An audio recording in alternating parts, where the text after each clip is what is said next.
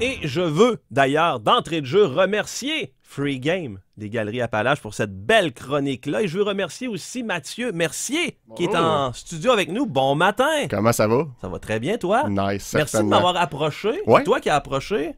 En fait, la première démarche, après ça, on est parti avec ça. On a fait yes! C'est intéressant. Là, il faut que je trouve un partenaire pour la chronique. On l'a trouvé. C'est parfait, Free Game, pour vrai. Hein? Ça fait tellement. Tout est dans tout, qu'on dit. Dirais ça. Et voilà. Et là, ben, on va commencer ça de la meilleure des façons. En fait, Mermy, parce que ça, c'est ton nom sur ta chaîne YouTube. Oui, c'est mon nom de scène, mon nom créatif. Oui, c'est ça. Sur ma chaîne YouTube. Mermy, Mathieu Mercier, ça fait oui, c'est toutes des alias. Et on va parler de Mario, la création de Mario, parce que là, cette année, il y a de ça à peu près un mois, on a fêté les 40 ans de Super Mario Bros. Yes. Mais là, tu nous amènes encore plus loin. Oui, mais parce que, contrairement à ce qu'on pourrait penser, là, Mario a beaucoup plus que 40 ans et sa création est vraiment particulière. Je te mets en contexte, Jason, OK? On se ramène au tout début des années 80. La filiale américaine de Nintendo est dans l'eau chaude. Ça va pas bien. On a sorti une borne d'arcade qui s'appelle Radarscope. Ça se vend très, très mal. Vraiment très, très mal. L'entrepôt est rempli à rebord. On n'arrive pas à écouler le stock. On est endetté jusqu'au cou. Ça va mal à la shop, comme on dit au Québec. On peut dire ça, oui. Fait que, pour remédier à la situation, le président à l'époque de Nintendo, Hiroshi Yamauchi, et là, vous m'excuserez si je détruis ces noms japonais-là durant mes capsules, Monsieur Yamauchi demande à un jeune designer vraiment prometteur dans son équipe, nommé Shigeru Miyamoto, ça doit te sonner une cloche, créateur de tellement de franchises chez Nintendo, et il demande de créer un jeu spécialement pour le public nord-américain. Lui, son but, en fait, c'était de convertir les bornes d'arcade invendues, puis d'essayer d'écouler le stock. C'est sûr. C'est logique. Ben oui. Miyamoto, lui, il n'a pas d'expérience de création de jeu, mais décide quand même de relever le défi.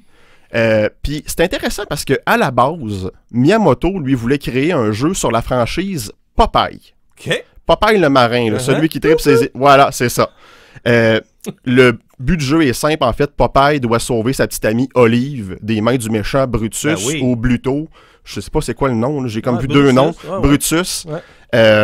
Et malheureusement pour Miyamoto, mais peut-être heureusement pour nous dans ce cas-ci, c'est que Nintendo n'a pas réussi à avoir les droits de la franchise Popeye. OK. Fait que là, Miyamoto se retrouve un peu au pied du mur. Il y a son prototype de jeu de Popeye. Le jeu est quasiment complété. Mais là, il dit, bon, qu'est-ce que je fais avec ça?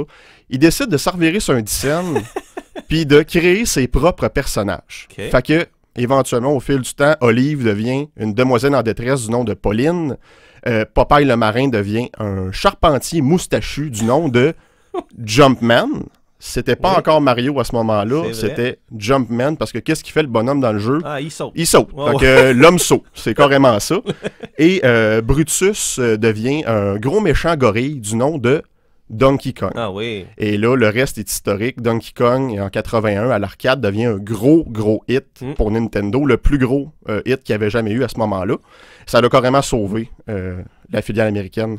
Et là, Mermy, le Mario, là, le nom Mario, là, c'est parti d'où? C'est dû à quoi, ça, en fait? C'est comment qu'on passe de Jumpman à Mario.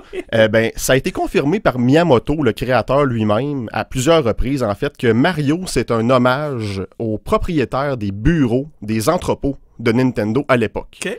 Un monsieur italo-américain qui s'appelait Mario Segal. Puis en fait, c'était juste une manière de le remercier pour sa patience légendaire, parce que Dieu sait qu'il aurait pu les mettre dehors plus qu'une fois. Puis c'est dans la suite à Donkey Kong Junior, que Mario se fait appeler pour la première fois Mario. Et voilà, c'était l'origine de ce personnage-là, ma foi iconique. Ah, vraiment? T'as-tu un fait intéressant? Je sais que le temps file, là, mais mettons un ou deux faits intéressants là-dessus. Ben regarde, Mario aujourd'hui, là, il est apparu dans plus de 200 jeux au fil des années, que ce soit des jeux de la série Super Mario ou des jeux de sport, des jeux des spin-offs à plus finir. Mario Odyssey, voilà, Mario Kart, etc. Et selon Yahoo Finance, c'est la 8e franchise de divertissement la plus profitable de tous les temps. Incroyable. C'est quand même fou pour notre petit plombier moustachu. Et même pour le non-initié, là, la personne qui ne connaît rien aux jeux vidéo, à un moment donné dans sa vie, il y a eu une manette de Nintendo quelque part pour jouer à Mario Bros. Tout le monde connaît Mario. Ben voyons, c'est sûr. C'est un personnage énorme. Ah ben oui, donc là, ça c'est le type de chronique qu'on va faire, Yep. en fait, au fil des prochaines semaines. Drette ça. On va s'amuser avec ça. Oui. Puis je pense que t'as le bon gars aussi. Là. Oh, oui, On c'est ça. devrait bien s'entendre. Ça va être le fun. Ah ouais, on est deux bons gamers, comme on dit. Murmy, Oui. merci beaucoup Ça fait plaisir. pour cette première chronique-là. Puis on se dit à bientôt, nous autres. Yes. Merveilleux. Bon week-end. Merci à toi aussi. Salut. Bye-bye.